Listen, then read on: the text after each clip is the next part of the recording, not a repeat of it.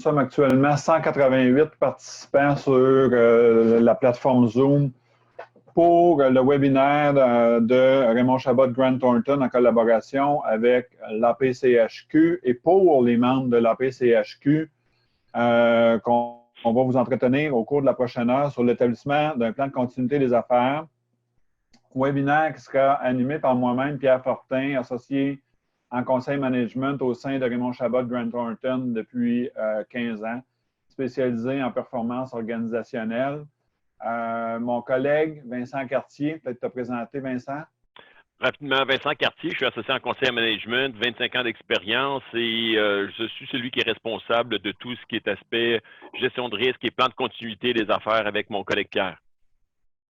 Merci Vincent. Et Paul Cardinal, que vous connaissez sûrement de la PCHQ, Paul? Oui, bien, je suis directeur du service économique, mais si tout le monde ne me connaît pas, c'est parce que ça fait seulement 15 mois que je suis à l'emploi de la PCHQ, mais j'ai quand même une longue feuille de route dans le secteur de l'habitation. Donc, merci à vous deux de vous joindre à moi pour ce webinaire-là. Peut-être, petite instruction, c'est moi qui aurai la chance d'être le chef de l'orchestre de la présentation au cours de la prochaine heure. Pour tout ce qui est questions, compte tenu qu'on est un grand nombre sur la plateforme, on est à tout près de 200, alors 197 en ce moment. On va vous demander d'aller sur le chat pour poser vos questions, là.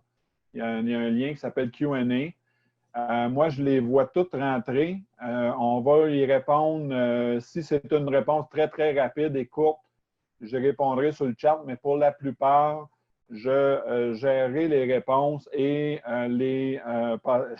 excusez, je passerai la parole à l'un de mes collègues, soit Vincent ou Paul, en fonction du sujet donné, pour vous présenter et répondre au maximum de questions.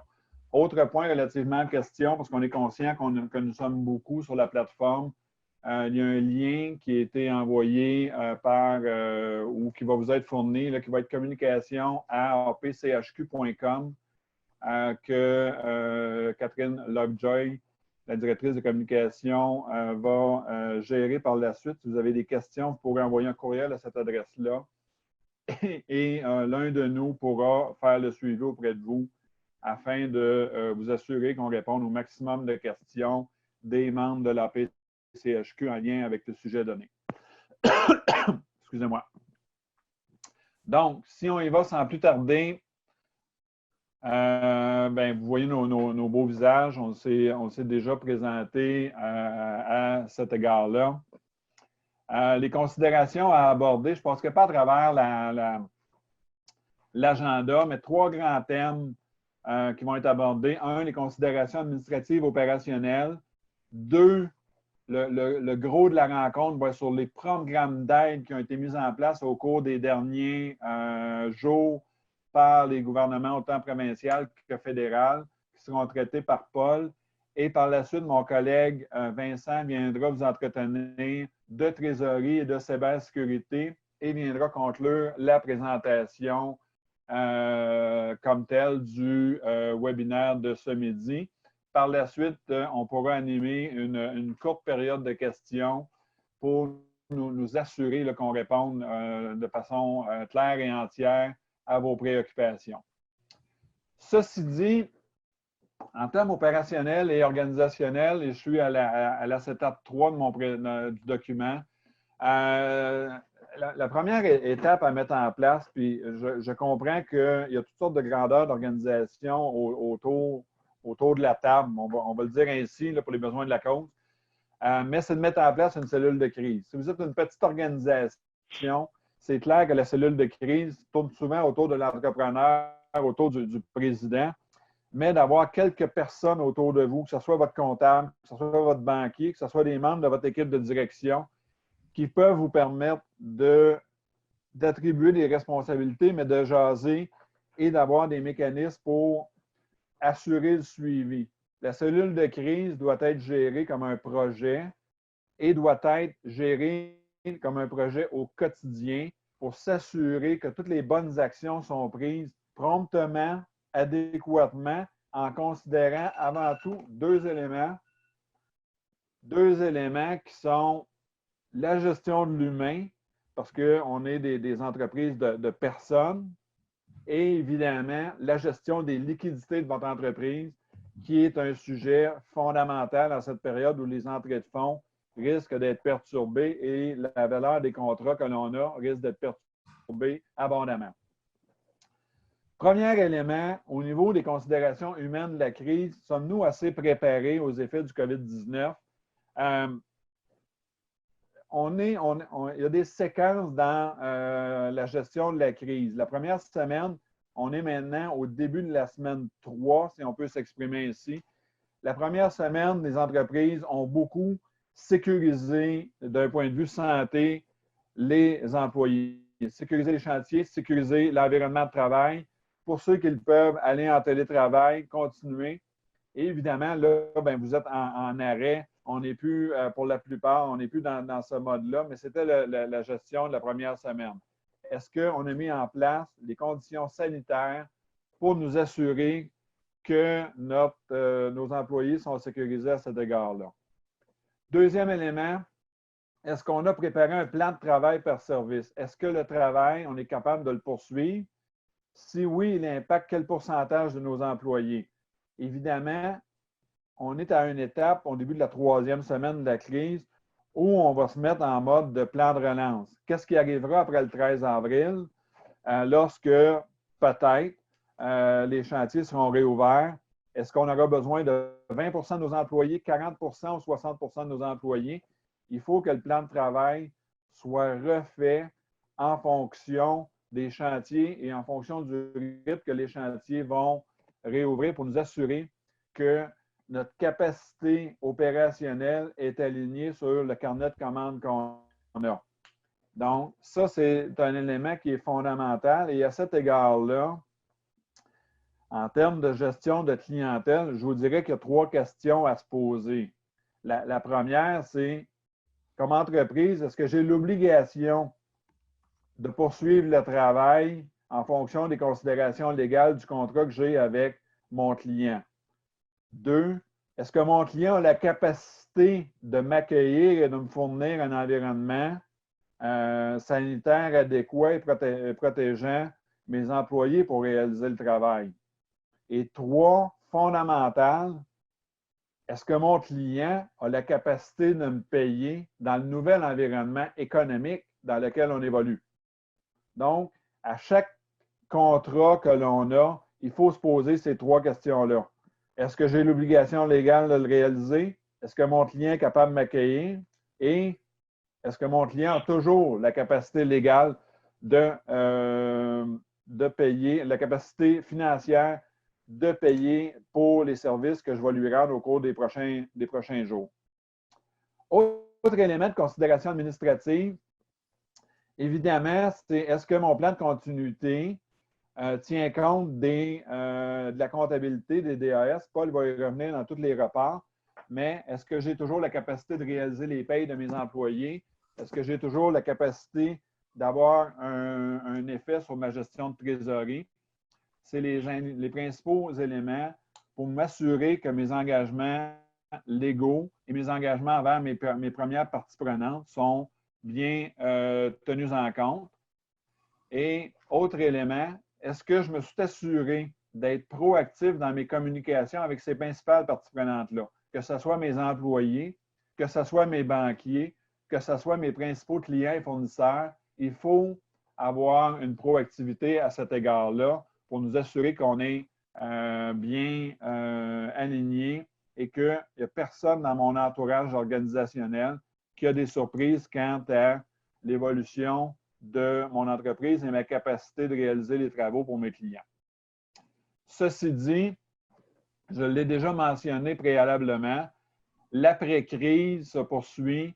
Si elle dure 3 mois, c'est quoi l'impact? Si elle dure 3 à 6 mois, mais de toujours travailler sur mon carnet de commandes, pas en fonction des contrats gagnés, mais en fonction des contrats que j'ai la capacité de livrer et d'aligner et de right-sizer, excusez l'expression anglaise, là, mais de la bonne grosseur d'organisation pour rappeler mes employés à ce RIP-là. Si pas, je vais poursuivre avec les mesures administratives et les mesures annoncées par les différents gouvernements. À cette étape-là, c'est Paul qui va prendre la relève pour passer là, les 20 à 30 prochaines minutes sur les différentes mesures annoncées qui vous préoccupent beaucoup. Paul? Oui, merci Pierre. Donc, je vais essayer de vous expliquer là, du mieux possible les différents programmes gouvernementaux qui ont été annoncés pour essayer là, de pallier à tous les effets négatifs de cette fameuse crise sanitaire. Il y a des programmes, vous voyez, là, il y a une liste là, qui est assez longue que je ne vais pas relire tout de suite. Là. Il y a beaucoup de mesures qui ont été annoncées en peu de temps, mais il faut comprendre également qu'il y a beaucoup de détails qui ne sont pas connus. Donc, ça se peut parfois, là, si vous m'écrivez puis vous me posez une question bien pointue, moi, j'ai un tel type d'entreprise qui est structurée comme ça, est-ce que j'ai droit? Ça se peut que je ne sois pas capable de vous répondre. Ce n'est pas parce que je ne veux pas être gentil, c'est parce que toutes les modalités ne sont pas connues encore. C'est très, très difficile d'avoir des réponses à ce moment-ci. Naturellement, si on passe à travers les canaux réguliers, c'est très difficile. Alors, il faut se faire des amis du côté du ministère des Finances puis essayer de leur poser la question. Mais des fois, eux ne savent pas non plus immédiatement la réponse. Donc, il faut être indulgent de ce côté-là. Je vais y aller avec un des premiers programmes qui a été annoncé, qui est le programme d'aide temporaire aux travailleurs. Pierre, si tu veux faire ma fée clochette, on peut aller à la diapositive suivante. Voilà. Ça a été annoncé en début de crise par le gouvernement du Québec. Ça s'adresse aux travailleurs qui sont en mesure de confinement, donc soit ils sont infectés eux-mêmes, soit ils sont en isolation. Et on voulait leur donner un paiement forfaitaire de 573 $ par semaine, qui est l'équivalent du maximum qu'on peut avoir quand on est sur l'assurance chômage, et ça pour une période de 15 jours. Donc, c'est intéressant comme mesure, mais je pense qu'elle est pas mal éclipsée par la mesure suivante, qui est la prestation canadienne d'urgence. Donc, plus tard, M. Trudeau il a annoncé cette mesure-là. Elle n'est pas tout à fait aussi généreuse en termes de prestations parce qu'on parle de 2 000 $ par mois. Mais par contre, pour ce qui est de la durée maximale, on parle de 16 semaines. Donc, c'est quand même beaucoup plus long là, comme durée de prestation qu'on peut recevoir. Et puis, le but, c'est de couvrir, d'être capable d'indemniser des gens qui ne sont pas nécessairement admissibles à l'assurance-emploi. Il faut savoir que ce 2 000 $ par mois-là, il y a eu différentes choses qui se sont dites, là, mais c'est imposable. À ce moment-ci, c'est imposable. Donc, il faut savoir ça. C'est pour une durée maximale de 16 semaines et ce 16 semaines-là à l'intérieur de la période du 15 mars au 3 octobre. Donc, si vous n'êtes pas dans une situation où vous êtes infecté, mais que dans une semaine, le diagnostic tombe, ben c'est bon, là, en autant que c'est à l'intérieur de la période du 15 mars au 3 octobre. Autre chose à savoir concernant la prestation canadienne d'urgence au niveau de l'admissibilité, bon, c'est très important. Un travailleur qui ne peut pas travailler pendant au moins 14 jours, en raison, bien sûr, de la COVID-19, j'ai mis un petit astérix à travailleur. Tantôt, là, on va définir qu'est-ce que ça veut dire, là, parce qu'il y a différentes définitions possibles. Donc, on ne peut pas travailler à cause de la COVID-19. Ça peut être parce qu'on est nous-mêmes malades, on est en quarantaine, on s'occupe d'un parent qui est infecté, même si on est un parent qui doit s'occuper de un ou plusieurs enfants et doit rester à la maison parce que les écoles et les garderies sont fermées, ça compte. C'est bon, bien sûr, pour le travailleur qui perdrait son emploi. Puis c'est même bon, en fait, là, si un travailleur n'est pas mis à pied proprement dit, mais son employeur n'a pas de travail pour lui parce qu'il a saisi ses opérations. Fait que son employeur lui dit, ben, tu restes chez toi. Okay? Donc, ça couvre toutes ces situations-là.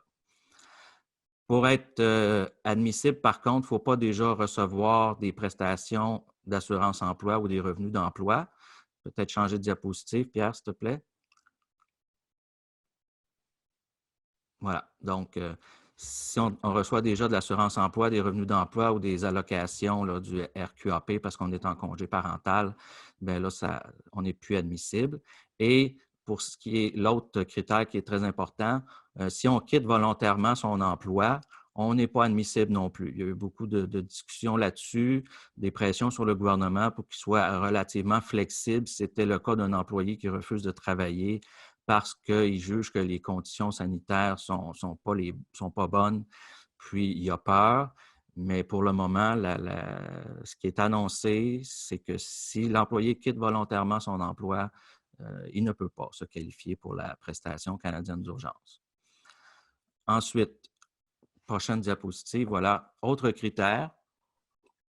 Il faut avoir gagné au moins 5 000 $ au cours de la dernière année ou des 12 derniers mois, que ce soit des revenus d'emploi, des revenus de travailleurs autonomes à contrat, etc. Tout compte, sauf les dividendes. Ça va être important pour vous. On va en reparler dans quelques diapositives. Les dividendes ne comptent pas dans le 5 000 $ qu'on a gagné au cours des 12 derniers mois. Donc, ensuite, si on regarde selon le type de travailleur, je vous avais dit tantôt qu'on était pour définir le type de travailleur. Prochaine diapositive, s'il te plaît, Pierre. Donc, le cas facile, si on est un employé ou un salarié, bien oui, on est admissible à la prestation canadienne d'urgence. Si on est un travailleur autonome, OK, mais il y en a qui parlent d'entreprise individuelle, de travailleurs à contrat, particulier en affaires, entreprise non incorporée, tout ça, c'est la même chose là, selon ce qui est plus commun pour vous comme appellation. Tout ça, c'est la même chose pour désigner le travailleur autonome. Et oui, on est admissible, c'est écrit noir sur blanc là, dans ce qui a été annoncé.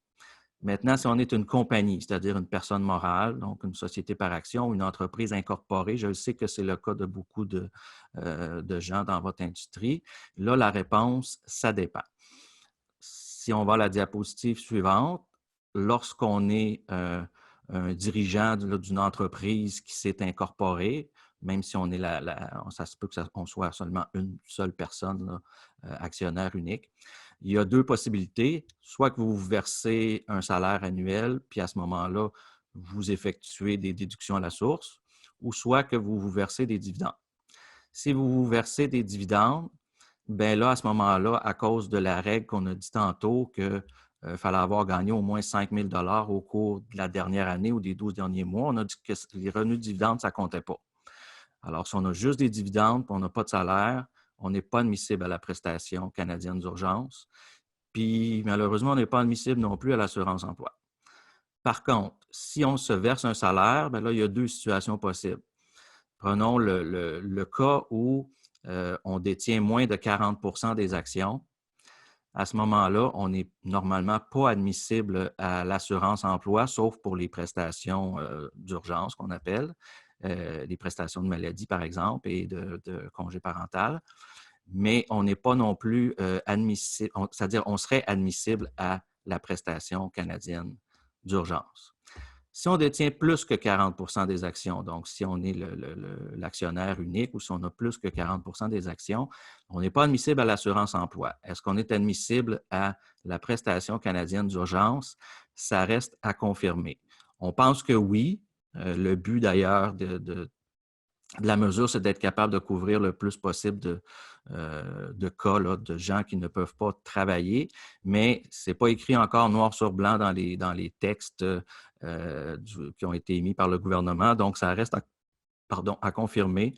On essaie, autant que faire se peut, là, de faire notre chemin jusqu'à Ottawa là, pour avoir une réponse confirmée, noir sur blanc, pour couvrir là, tous ces cas-là où vous seriez seul dans votre entreprise, où vous seriez 2, 3, mais que vous vous êtes incorporé, là, puis que vous êtes l'actionnaire unique ou l'actionnaire principal. Ensuite, ça complète là, pour ce qui est de la demande de la prestation canadienne d'urgence.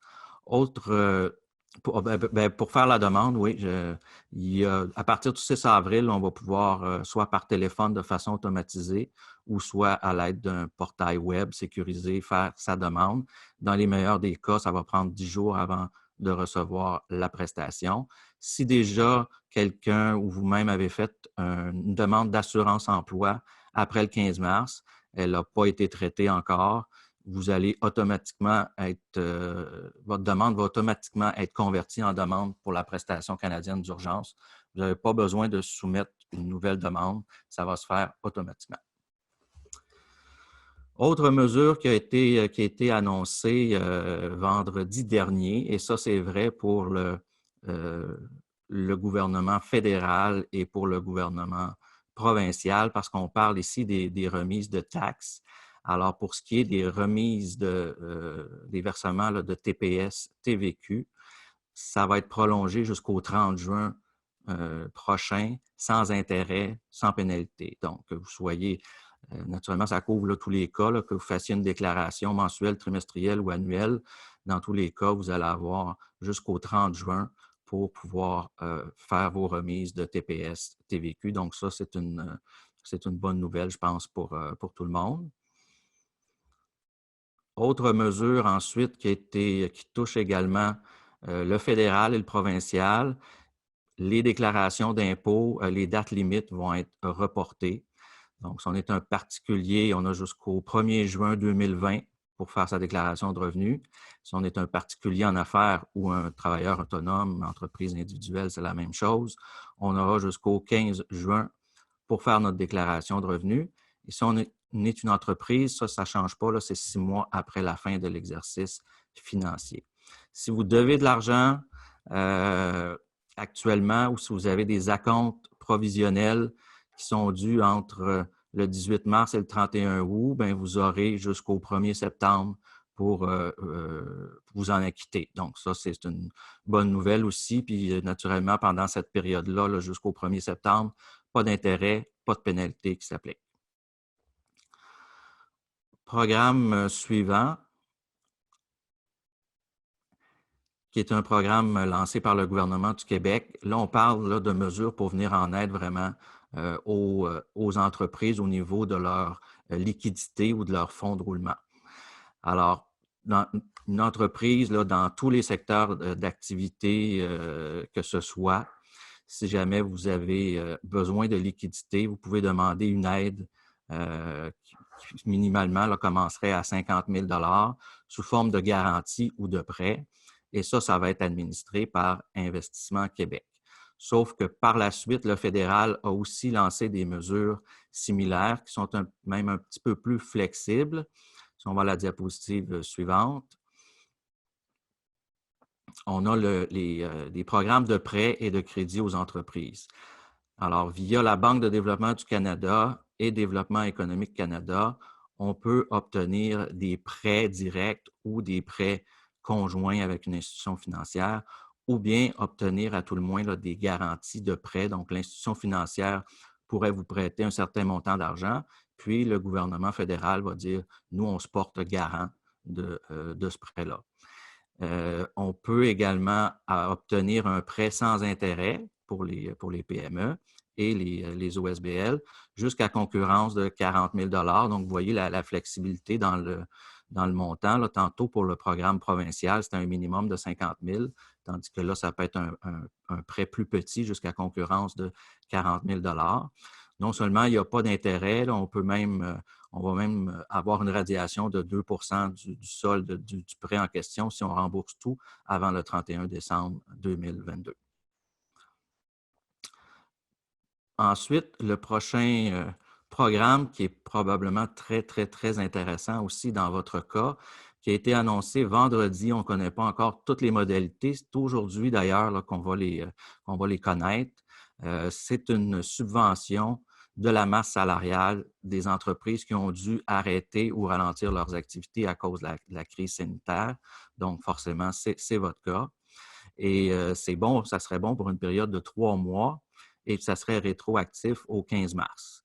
Donc, on n'en sait pas beaucoup plus que ça actuellement, mais le gros intérêt de cette mesure-là, c'est que si vos activités sont arrêtées, vous n'avez pas besoin nécessairement de mettre vos employés à pied pour être capable de bénéficier de cette mesure-là. La mesure vise précisément justement à ce que vous gardiez le lien avec vos employés, mais au lieu que ce soit vous qui allez les payer directement, ce que vous ne seriez peut-être pas en mesure de faire, mais le gouvernement fédéral va vous dire on vous paye 75 de votre masse salariale pour les employés que vous gardez. Donc, c'est aussi plus simple si jamais vous voulez les réembaucher rapidement lorsque les chantiers vont être réouverts. Bien, au lieu d'avoir à réembaucher tout ce monde-là, bien, ils n'auront jamais débarqué là, du payroll en bon français, puis vous allez pouvoir tout simplement les rappeler pour qu'ils commencent à travailler dès que les chantiers ouvrent à nouveau. Donc ça, comme je vous dis, on va avoir plus de détails aujourd'hui, puis on pourra rajouter là, dans ce qu'on met sur le site web, là, il y a des questions-réponses et puis il y a les mesures gouvernementales qui sont expliquées là. Alors, on ira rajouter le détail dès qu'on en aura pris connaissance. Il y a d'autres programmes, j'en mentionne un là, qui touche plus particulièrement aussi là, votre secteur.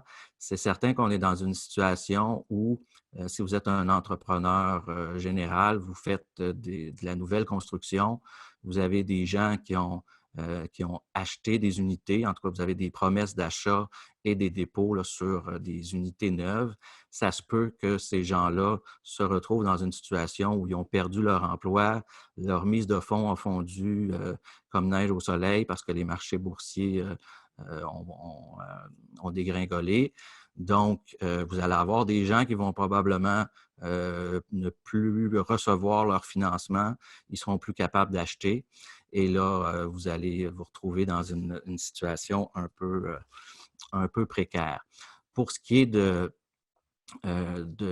l'emprunteur là, qui serait dans une situation où il n'est pas capable de faire ses paiements pendant la crise actuelle, il y aura possibilité, ça a été annoncé par Desjardins, ça a été annoncé par les 6 principales grandes banques canadiennes et la SCHL et les autres assureurs hypothécaires avaient pris les devants aussi en disant on va accepter plein de choses comme le report des paiements, un report de 6 mois.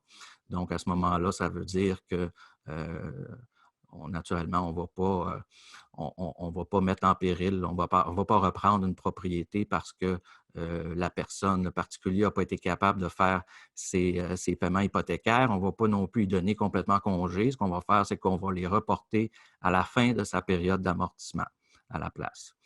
On peut aussi prendre arrangement là, pour avoir une nouvelle période d'amortissement. Capitalisation des arriérés d'intérêt, c'est quelque chose qui est possible aussi, ou entente spéciale de paiement, toujours avec l'institution financière, mais la SCHL, tous les prêts qui sont assurés par la SCHL ou un autre assureur hypothécaire, bien, ils vont être flexibles là, pour accepter là, ces différentes formules-là. Je vous invite, pour avoir plus de détails, à aller sur notre site web. Dans la section mesures économiques, on a mis là, tout ce qui était pertinent, selon nous, pour votre industrie. Et vous pouvez avoir donc plus de détails. Puis dans la question, dans une autre section du site web, vous avez questions-réponses, où là également, là, vous allez trouver des cas qui s'appliquent à vous. Le plus souvent, c'est des questions que vous nous avez déjà posées, puis on rend la réponse disponible pour tout le monde. Fait que moi, ça complète cette section-là. Merci, Paul. Merci, Paul. Si tu peux me permettre, Vincent, juste un point. J'ai à peu près j'ai 24 questions de rentrée sur le chat. Je ne vous oublie pas, je reviens tout à l'heure avec la plupart. Pour tous ceux qui ont posé la question à savoir si la présentation serait disponible, on avait convenu avec la PCHQ qu'elle serait mise sur le site, là, probablement à l'endroit que Paul vous a mentionné dans la slide précédente. Donc, on ne vous oublie pas pour les questions. D'ailleurs, Paul, prépare-toi, il y a beaucoup de questions pour toi. C'est ce que je pensais. Et je pense que l'une d'elles vient d'être résolue. Je regardais sur mon téléphone et M. Trudeau vient d'annoncer vient de donner un certain nombre de détails sur les programmes qu'il voulait mettre en place. Merci, Paul. Merci, Pierre. Au niveau de la trésorerie, je ne m'y attarderai pas beaucoup, malgré que c'est le nerf de la guerre présentement. On vous suggère très fortement de faire des forecasts, de faire des forecasts en comprenant bien quels sont les coûts variables qui sont le plus facilement ou le plus compressables possible. bien comprendre aussi vos coûts fixes et en fonction de différents scénarios. Comment une entreprise peut vivre, peut survivre, peut rester pérenne dans les situations actuelles en prenant comme par hypothèse, par exemple, un ralentissement économique ou un ralentissement des affaires de X mois, 0, 2 mois, 6 mois, 9 mois. Ça va vous permettre d'identifier vos besoins en termes de liquidité. À cet égard-là, on vous demande proactivement de garder contact, de prendre contact si ce n'est pas fait, et de garder contact avec vos banquiers, avec vos investisseurs, avec bien comprendre les programmes dont on fait référence, Paul, il y a quelques minutes, afin de bénéficier des apports qui peuvent être faits par chacun de ces parties-là. Les comptables aussi, je pense, peuvent vous aider énormément à préparer vos forecasts de trésorerie en fonction des différents scénarios que vous allez avoir jugés nécessaires. Un des points qui est très, très, très important, tout dépendant de la taille de vos organisations et le suivi des paiements que vous allez faire. Dans une période comme aujourd'hui, on vous suggère fortement, et je le vis présentement avec 2 clients que l'on aide au niveau de la gestion et de la réponse face à la pandémie, c'est la centralisation des paiements. Donc, pour les plus grosses organisations, qui a un processus de délégation d'autorité qui permet à plusieurs sites, par exemple, ou à plusieurs individus d'effectuer des paiements, on va vous suggérer très fortement de centraliser les paiements afin de vous assurer des sorties de fonds, de voir qu'est-ce qui peut être retardé, qu'est-ce qui peut être réduit, etc., etc. Donc, on est dans une période de temps où on ne vise pas la profitabilité, on est dans une période de temps où on vise la solvabilité. Cash is king. Donc, au niveau de la trésor, c'est ce que j'avais essentiellement à vous dire.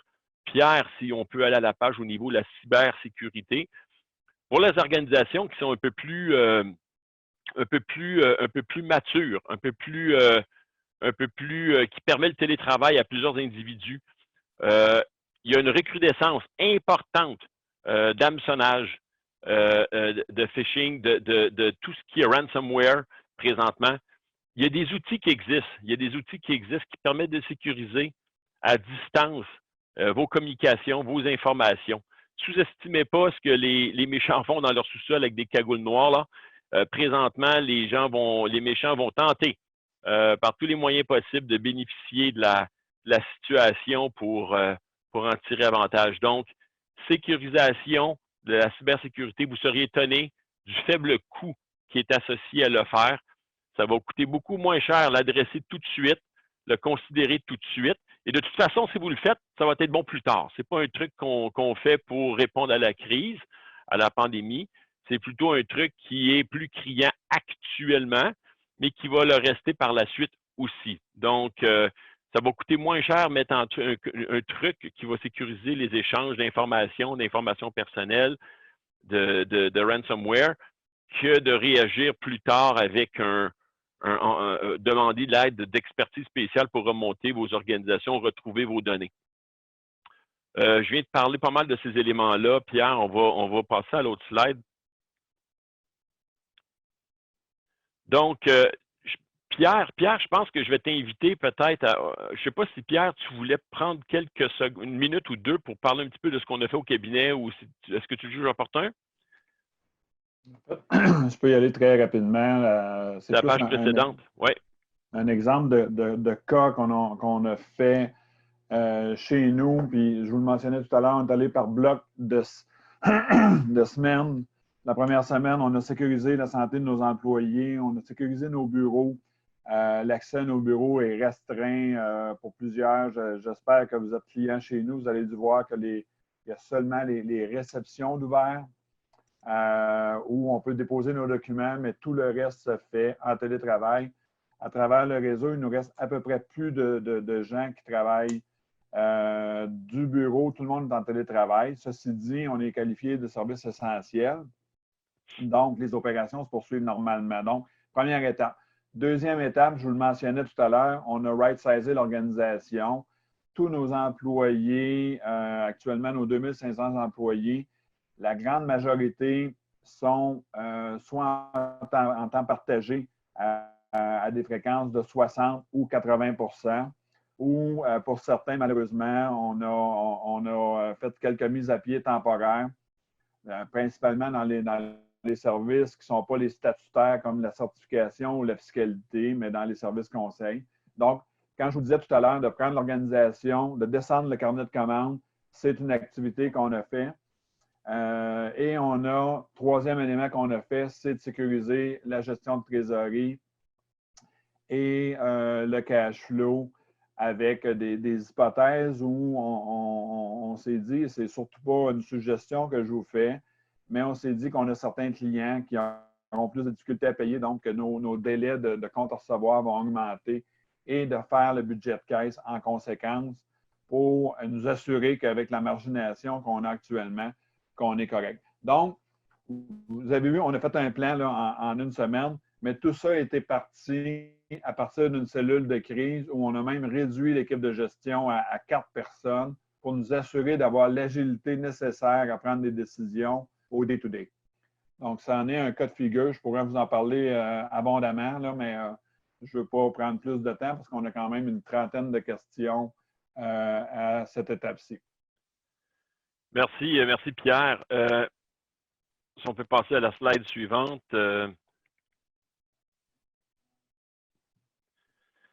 Puis là, on m'a écrit, je crois qu'il y a plusieurs typos dans cette feuille-là. Vous allez m'excuser. Vous allez nous excuser, on l'a fait très rapidement. On garde l'humain au cœur des préoccupations de l'entreprise. C'est ce qui motive toutes nos actions.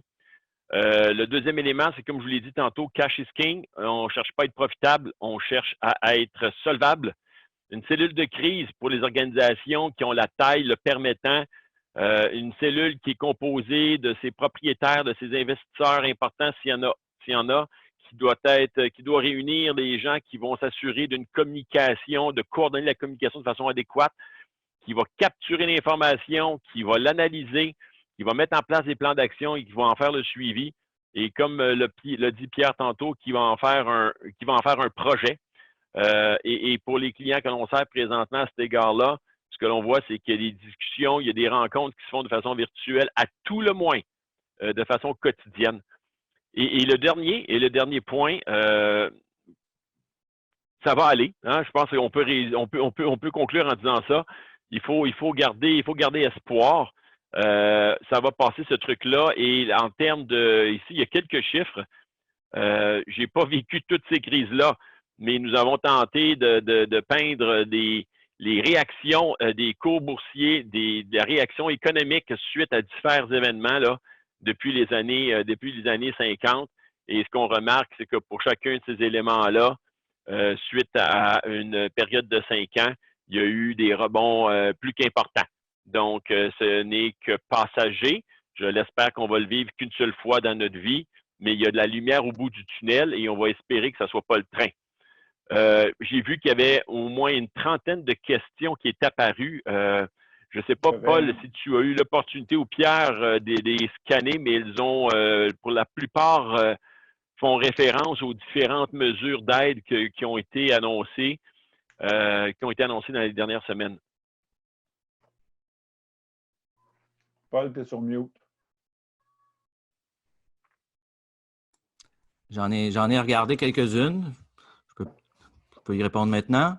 Si je peux me permettre, je vais les lire pour le bénéfice des gens qui n'ont pas le chat. Et Paul ou Vincent, vous pourrez répondre. D'accord. Parfait. Donc, dans un premier temps, on dit qu'on peut réduire le taux de notre impôt. Considère-t-on les déductions à la source, portion employeur, comme des impôts? Paul? OK. Alors, je ne la vois pas, moi, sur le chat, celle-là. C'est la première. Ah ben, je ne vois pas la même chose. Peux-tu la répéter, s'il te plaît? Elle est entrée à 11 heures de M. Tessier. On dit qu'on peut réduire le taux de notre impôt. Est-ce qu'on considère les DAS dans le taux d'impôt?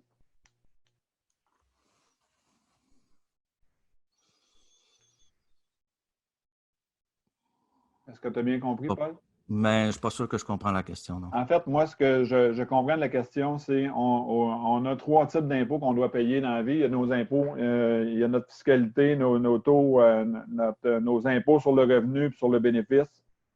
Ça, il y a eu un rapport au 1er juin, comme tu le mentionnais, sauf pour les entreprises qui demeurent 6 mois.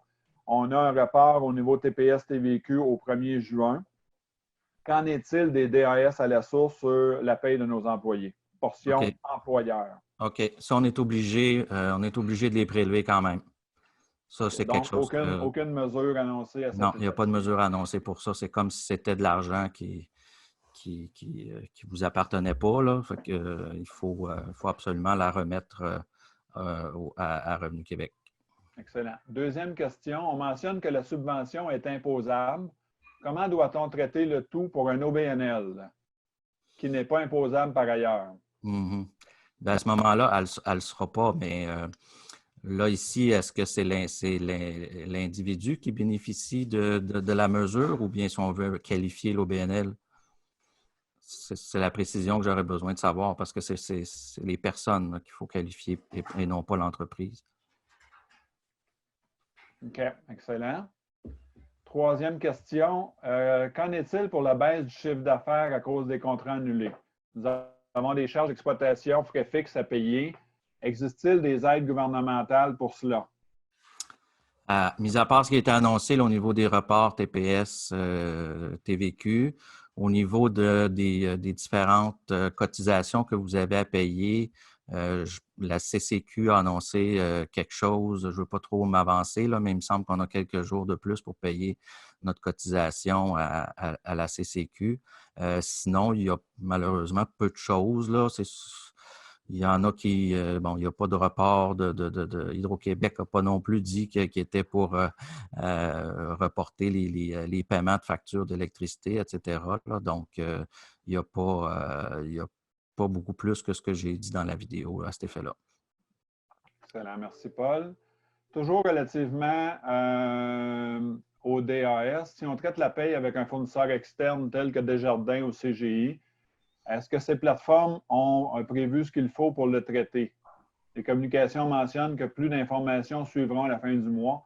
Je pense que tu as répondu tantôt, Paul, à l'effet qu'actuellement, au niveau du DAS, on a peu d'informations. Oui, mais il faut continuer de les prélever. Et on continue de les prélever. Ouais. Merci. Comment peut-on valider si un client est en confinement car il a un voyage dans un pays à risque, qu'il a été en contact avec quelqu'un qui a le COVID ou qui a cette maladie? Quel est le droit de validation et de refus de l'entrepreneur? Peut-être je peux y répondre. J'entendais le premier ministre cette semaine, je ne me souviens plus quand, de mentionner, de dire, si on a allé chez des clients, si on a allé chez des gens, de systématiquement poser la question, qu'à venir jusqu'à maintenant, on se doit de se fier à la bonne foi des gens à cet égard-là, parce qu'on ne peut pas avoir une validation exhaustive et parfaite relativement à ce droit de validation-là.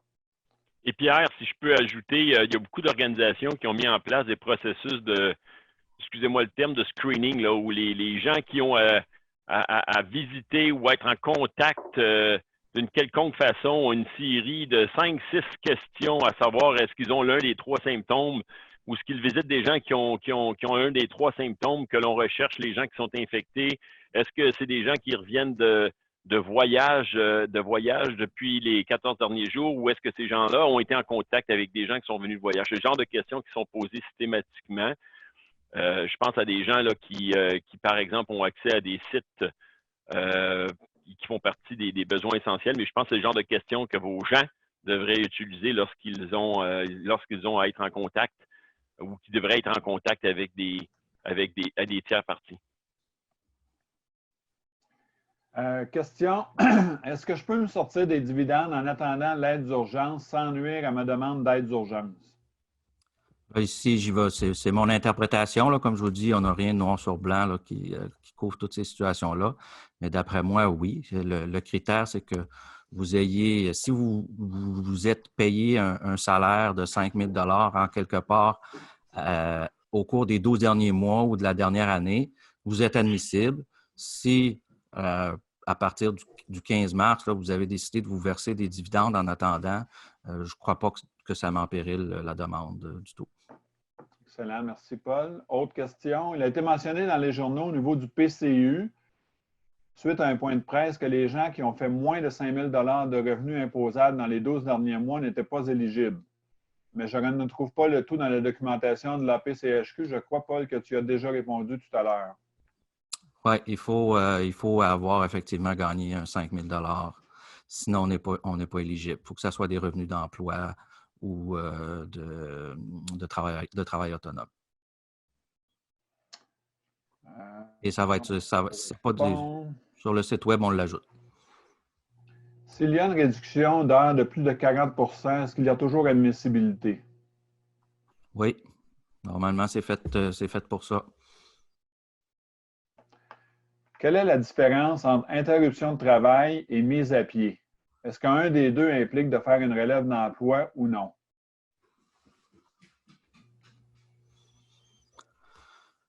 Oh.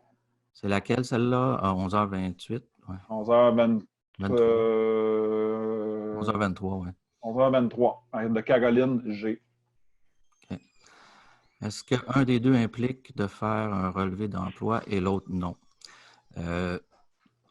A priori, pour la mise à pied, c'est clair que ça prend un relevé d'emploi. Pour l'interruption de travail, moi, je croyais que non, mais semble-t-il que du côté des relations de travail, là, on me dit que ça prend quand même un relevé d'emploi aussi pour l'interruption de travail.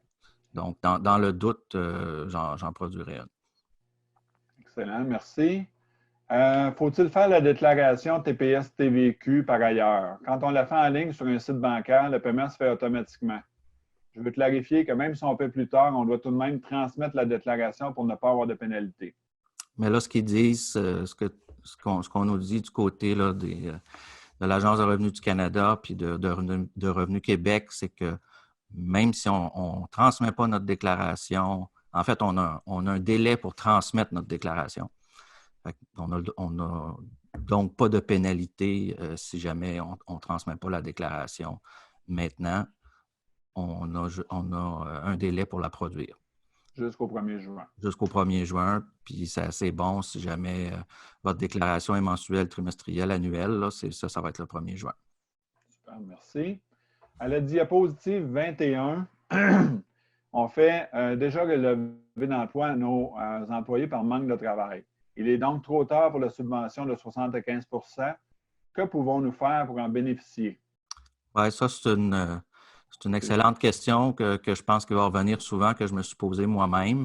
La mesure est arrivée à un moment où il y a déjà des gens qui ont effectué les mises à pied. Il n'y a rien d'écrit, à moins que ça vienne juste d'être annoncé, là.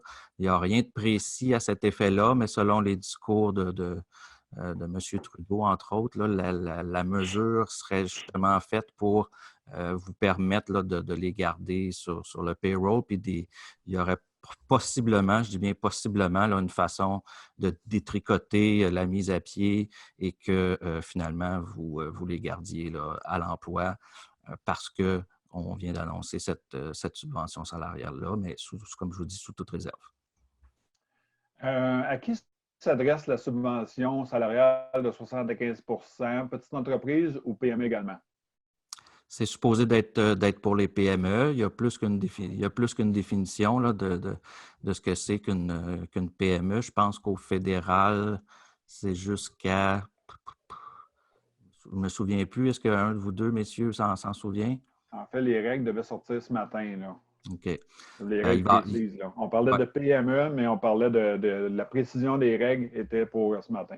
OK. Donc, il va y avoir naturellement un volume d'affaires maximal à partir duquel on ne pourra plus se qualifier, mais ça vise les PME. Donc, ça ne sera pas juste un chiffre d'affaires de 500 000 dans l'année. Ça va être quelque chose de plus que ça.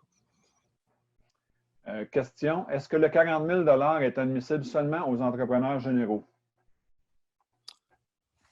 Selon moi, non. Juste, si je peux me permettre un complément d'information qui viendrait entrer sur le fil de presse. Toutes les entreprises, peu importe leur taille, auront droit à une nouvelle subvention de 75 % d'Ottawa. Si elles ont encaissé une perte, bon, excusez, là, le fil de presse n'était pas complet. Si elles ont encaissé une perte de 30 % de leurs revenus à cause de la crise de pandémie. C'est la règle qui vient d'être annoncée par Justin Trudeau live, là. Oui. Excellent. C'est bon? Merci. Oui, merci. Est-ce que la prestation canadienne d'urgence, le PCU, remplace le PAAT ou les gens peuvent-ils avoir accès aux deux? Bien, c'est un ou l'autre. OK? Donc, on pourrait décider de demander le PAAT plutôt que de demander la prestation canadienne d'urgence. Il y a peut-être des gens qui l'avaient fait immédiatement alors que la prestation canadienne d'urgence n'était pas disponible. Mais maintenant que la prestation canadienne d'urgence est disponible, je pense qu'elle est peut-être un petit peu plus intéressante là, du côté de la durée qui est de 16 semaines au lieu de 14 jours. Mais on ne pourra pas cumuler les deux, là. Mais quelqu'un, par exemple, qui aurait déjà bénéficié de la PAAT puis que son congé, son incapacité de travailler se continue ou que son emploi a été aboli pendant ce temps-là, est-ce que par la suite, une fois que ces 14 jours là, de prestation de PAAT sont terminés, est-ce qu'on peut refaire une demande de prestation canadienne d'urgence? D'après moi, oui. Merci beaucoup. Pour un actionnaire à plus de 40 et salarié, est-ce qu'il serait mieux de prendre le 2 000 par mois ou de se verser des salaires et obtenir le 75 de subvention? Je vous dirais que le calcul en vaut la chandelle, là. Mm-hmm. Faudrait que vous fassiez la simulation, madame. Ça dépend du salaire. Ouais. Pour une compagnie incorporée en démarrage, moins d'un an en activité, qui n'a pas d'employé encore et qui ne se verse pas encore de salaire à l'actionnaire majoritaire, mais a des dus à l'actionnaire, est-ce qu'il y a une ou des mesures d'aide? Vraiment pas sûr. Tantôt, même sur les conversations dans le chat, là, il y a quelqu'un qui nous a dit qui disait là, que si on est une entreprise qui est en affaires depuis moins de 5 ans, il y avait une difficulté là, au niveau de bénéficier de l'aide puisqu'on demande les états financiers des dernières années. Donc, pour l'entreprise qui a moins d'un an, ça serait aussi peut-être un petit peu plus compliqué. Donc, on se croise les doigts là, pour que ça soit potentiellement couvert. Nous, moi, je vais le mettre dans la liste là, des choses qu'on veut vérifier et qu'on veut défendre là, auprès du gouvernement. Puis, on va leur mentionner. Bonjour, je suis propriétaire détenant 50 de l'entreprise incorporée. Est-ce que je dois arrêter de me sortir un salaire pour être en mesure de pouvoir demander le montant forfaitaire du gouvernement fédéral de 2 000 $ par mois? Selon moi, oui, vous êtes mieux d'arrêter de vous prendre un salaire pour demander le montant. Ou en tout cas, il faudra que vous ayez une diminution de revenus. Alors, sans dire que vous pouvez pas prendre vous pouvez pas vous prendre un certain montant en salaire. Il faudra que vos revenus aient été amputés à cause de la COVID-19. Donc, moi, je pense que vous ne devriez pas vous sortir un gros salaire. Pour la subvention salariale, est-ce que cela s'applique aux nouveaux employés et ou stagiaires seulement pour le maintien en emploi et réembauche des employés existants? Pour les entreprises plus saisonnières, qu'en est-il? Ça, vraiment, c'est impossible de répondre sans connaître le détail les détails qui ont été annoncés aujourd'hui. On pourra faire suivre une réponse à cet égard-là. On aimerait avoir notre avis à propos des loyers commerciaux. Un magasin non essentiel qui doit être fermé. Pas certain, je comprends la question, là. Peut-être je demanderais à la personne qui l'a posé de la reformuler de façon plus précise, s'il vous plaît. Tel que mentionné, plusieurs mesures visent la réduction de la charge de salaire. Suite à cette présentation, il serait intéressant de présenter lesquelles sont les plus intéressantes dans l'ordre. Exemple, envisager le 75 % versus d'autres programmes. En fait, à cette réponse-là, c'est sûr que tant que les conditions entourant le PCU ne sont pas connues, il est très difficile de faire cette hiérarchie-là. mais il y aurait peut-être lieu de faire une simulation avec des hypothèses. À suivre. Oui, mais Pierre, si tu veux, juste que j'accroche sur quelque chose au niveau de la question, là. Ma compréhension est quand on dit là, il va y avoir 75% de la masse salariale qui va être subventionnée.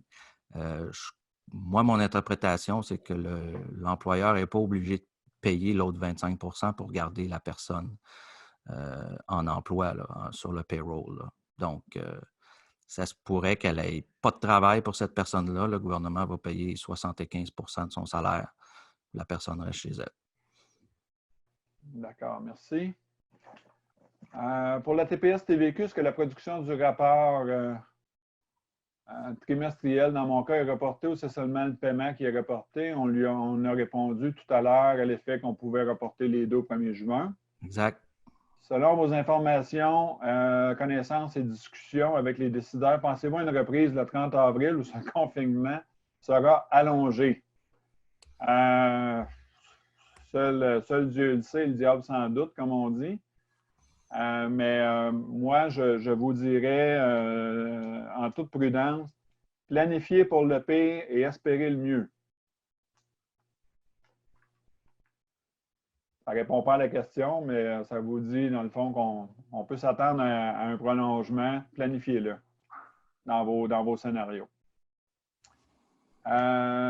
Cette question est liée à la subvention salariale aux petites entreprises. Là, je ne suis pas capable de faire le lien avec faut lire la question précédente. Je m'en excuse. OBNL. L'OBNL ne sera pas éligible à la subvention salariale aux petites entreprises car elle ne paie pas d'impôts, donc elle ne peut pas non plus réduire les impôts payables. Merci, M. Tessier, pour le complément d'information. Autre commentaire, CGI est en énorme gestion de crise au niveau de la paie. Soyez patient. Merci, M. Carl, du commentaire. Avons-nous des mesures à mettre en place sur les chantiers après le 30 avril? Allons-nous avoir des nouvelles à cet effet? D'un point de vue sanitaire, je suppose? Oui, d'un point de vue sanitaire, effectivement, là, pour que quand les chantiers vont rouvrir le 13 avril, il y aura, nous c'est sûr, à la PCHQ, là, on va faire des... on va vous envoyer c'est quoi les best practices là, en bon français, là, puis les mesures qu'on suggère de prendre, mais ça se peut aussi que ça soit carrément aussi là, des conditions qui sont imposées par Québec pour que les chantiers soient relancés. C'est moins mon domaine, là, c'est-tu la CCQ qui va superviser le tout ou la RBQ, je ne sais pas, là, mais j'ai l'impression qu'il va y avoir, au moment où ils vont dire de rouvrir les chantiers, il va y avoir une espèce de surveillance là, pour démontrer que toutes les mesures sanitaires ont été prises avant de pouvoir réouvrir le chantier. Quels sont les travaux considérés essentiels, urgents que certaines entreprises seraient autorisées à effectuer? De quelle façon peut-on vérifier? Je crois que la liste, c'était sur le site du gouvernement que j'avais vu, mais la liste, elle était assez vague dans le cadre de travail d'urgence. Je ne sais pas si Paul ou Vincent, vous pouvez compléter. Oui, c'est la même information qu'on avait. La réponse plate, là, c'est que les entreprises vont vérifier avec l'argent du légal ou avec votre avocat. J'ai d'autres clients qui ont appelé carrément leurs députés ou des gens à cet égard-là. Mais le premier réflexe, c'est d'aller voir sur le site du gouvernement fédéral, là, voir où est-ce qu'on est en mesure de se catégoriser. Ouais. Puis ils ont mis une définition quand même assez large, là. Ils se sont gardés de dire vraiment avec précision qu'est-ce qui est admissible ou pas comme étant un travaux d'urgence. Donc, ça devient une espèce de... On y va avec le jugement, avec le gros bon sens. Puis après ça, ben, si on n'est encore pas sûr, ben, on vérifie auprès, comme vous dites, là, auprès de Québec. Question. Nos travailleurs ont travaillé jusqu'au mardi 24 mars. Demain, nous devons remettre l'information à notre service de paie. Doit-on demander qu'on sorte le relevé d'emploi en date du 24 mars avec le code A dans la case 16 du relevé d'emploi, manque d'emploi? À la suite de ça, est-ce que nos employés doivent demander l'assurance chômage ou attendre de pouvoir faire la demande de prestation d'urgence en date du 6 avril? Bon, selon moi, tout est beau. Est-ce que c'est la case A? Là, par cœur, je ne me souviens plus, mais je peux vous réécrire pour vous donner la réponse, là. À la suite, est-ce que vos employés doivent faire une demande d'assurance emploi ou attendre de pouvoir faire la demande de prestation d'urgence en date du 6 avril? Bien, normalement, on passe d'abord par la prestation canadienne d'urgence parce qu'elle est là justement pour éviter que au niveau de l'assurance emploi, ils sont inondés de demandes, ils ne sont pas capables de toutes les traiter rapidement. Puis vous allez avoir une réponse tard puis vous allez attendre, les employés peuvent attendre quand même un certain temps avant de pouvoir toucher leur premier dollar, tandis qu'avec la prestation canadienne d'urgence, c'est supposément plus rapide.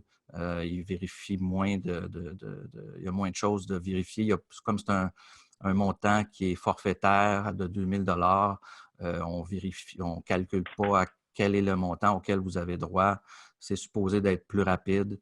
Puis le gouvernement fédéral a dit de passer en premier lieu par cette prestation canadienne d'urgence.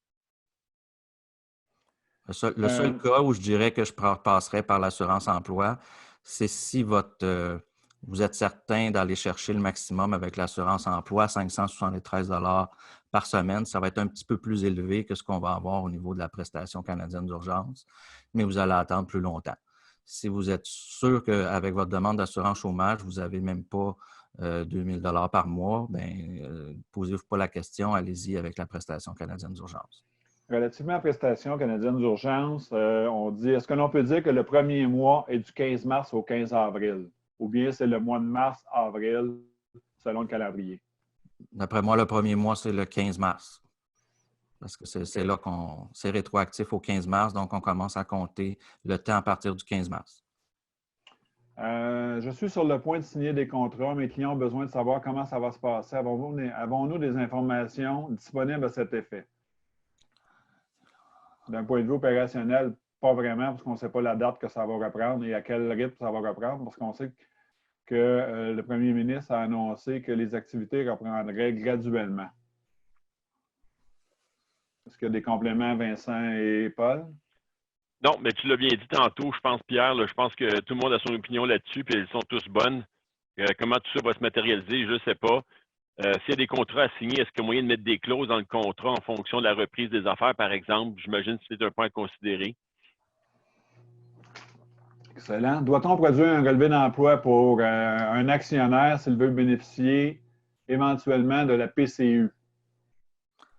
Je pense que oui. Oui, c'est à titre d'employé qui a le droit à la PCU, donc ce n'est pas à titre d'actionnaire. Exact. Si un employé a quitté son emploi pour une autre entreprise, donc de part volontaire, mais sans interruption de travail, est-il éligible à l'assurance emploi? Et si lui, on lui fait une cessation d'emploi, manque de travail? Je crois que vous devez suivre. Si c'est un employé un départ volontaire avant la crise, vous devez marquer départ volontaire tel que précisé habituellement. Oui, c'est son nouvel employeur qui devra marquer manque de travail si ce nouvel employeur-là ferme. Mais pendant qu'il travaillait chez vous, s'il n'a pas manqué de travail, normalement, il faudrait marquer départ volontaire. Vu le retard de mes livraisons de maisons résidentielles, dois-je aviser mes clients sans savoir quel sera le délai du retard et vu la fermeture des fournisseurs et sous-traitants? Moi, je vous conseillerais que la réponse à mon point de vue est définitivement oui, d'être proactif quant aux communications avec nos clients, quitte à les rappeler dans 2 semaines avec des précisions. Je pense que ça peut juste être profitable pour vos relations à long terme avec votre clientèle. Commentaire, allez voir sur Presse Plus, il y a plus d'informations qui viennent de sortir sur le 75 % du salaire. On en a dit quelques-unes, mais on s'en excuse si on en rate. Là, on n'est pas capable de tout suivre en même temps avec le chat. Si on a été mis à pied comme salarié, on fait la demande de chômage, ça se transfère automatiquement aux 1000 $. C'est un ou l'autre. Oui. On l'avait mentionné. Nos menuisiers font plus de 2000 $ par mois. Donc, le 75 % sera le mieux pour eux. Alors, si les relevés d'emploi ont été produits, peut-on les annuler? Et nous devrons avancer 75 % de leurs revenus durant la crise et le gouvernement nous remboursera. Question. D'un point de vue, en fait, la question, je vais la phraser autrement. D'un point de vue cash flow, avec le 75 remboursé par le gouvernement, est-ce que c'est l'entreprise qui avance les sommes à nos employés? Je cherche la question, là. Désolé, je suis visuel, j'aurais besoin de la lire. C'est à quel endroit, Pierre? Excuse-moi. La question de Mme Florence Duhamel à midi 2.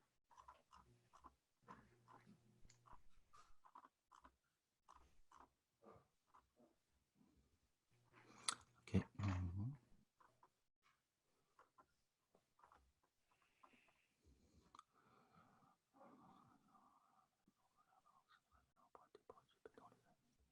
C'était l'avant-dernière question. On pourra vous revenir. Je crois qu'on va avoir plus de précision d'un point de vue cash flow dans les normes qui sont en train de sortir actuellement là, par le premier ministre.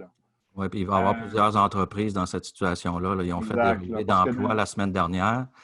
Puis là, oups, maintenant, il y a une nouvelle mesure qui fait qu'on n'avait peut-être pas besoin de les mettre à pied. Alors, comment est-ce qu'on va faire pour détricoter ça? Je ne sais pas, Paul, si je peux me permettre, mais on pourra peut-être, vous pourrez peut-être mettre les règles transitoires sur le site de la PCHQ. Oui. OK, excellent. Merci beaucoup. Nous sommes une entreprise de service. Nos employés sont payés selon les salaires de la construction. Pourrions-nous garder un employé sur appel? Et est-ce que cet employé doit faire une demande de prestation d'urgence et éventuellement, nous pourrions demander la subvention de 75 % pour son salaire? Question entre à midi 6.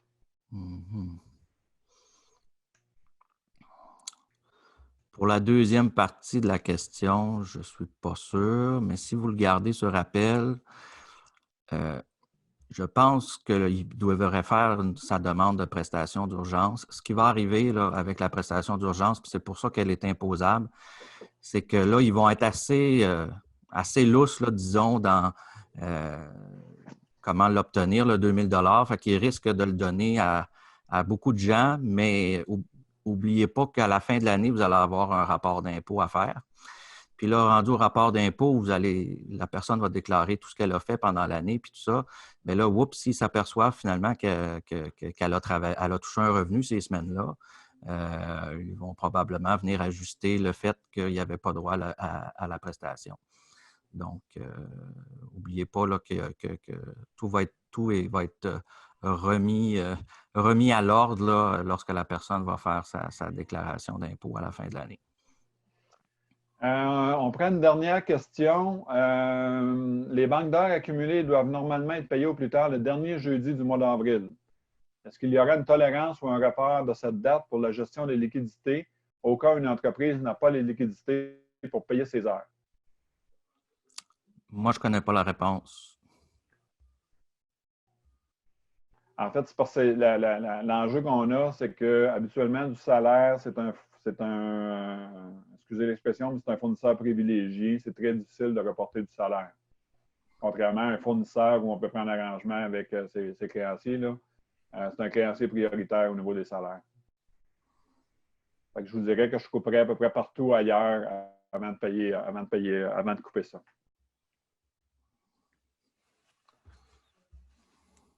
On a fait le tour. Une dernière question, si possible. Doit-on verser le 4 % de vacances à nos employés ou ce serait désavantageux? Paul? Moi, j'ai vote de mémoire. Quand c'est une mise à pied temporaire, le 4 % il peut être reporté. Si c'est une mise à pied permanente, vous devez le payer immédiatement. Sous réserve de validation. Je suis d'accord avec ça. Excellent. Je vais juste m'assurer. J'en ai une dernière, une longue question. Je suis un locataire de plusieurs locaux et mes revenus sont tombés à zéro. Je dois réduire mes dépenses au maximum pour survivre. Si mes employés sont tous pris en charge par le gouvernement, mes loyers deviennent la dépense principale qui va causer ma perte à moyen terme. Mon réflexe est de couper le paiement des loyers. Rien contre le locataire, mais je n'ai pas le droit légal de l'utiliser, je ne peux pas survivre. Ma question est, quelles sont les implications si je stoppe les paiements? M. Legault a effleuré le sujet il y a quelques jours sans détail. J'aimerais bien avoir une mesure qui aiderait les entreprises qui dépendent de leur loyer. Il n'y a eu aucune mesure à cet effet-là à venir jusqu'à maintenant. Mais je vous dirais d'être proactif avec vos locataires et de prendre un arrangement avec eux rapidement plutôt que de payer et vous mettre dans la misère. Commentaire, Vincent, Paul?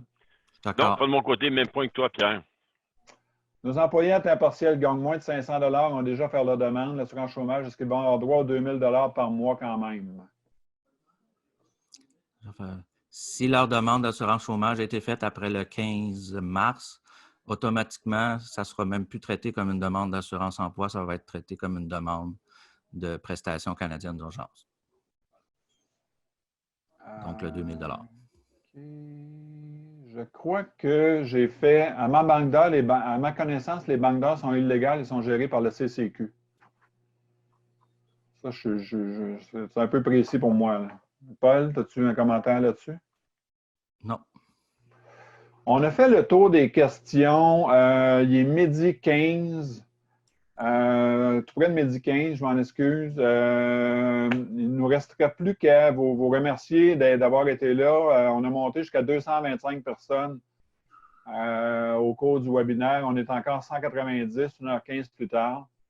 Donc, la présentation, je vous le répète, sera mise en disponibilité là, dans les prochaines heures par la PCHQ. Vous avez nos coordonnées à Paul, Vincent et moi.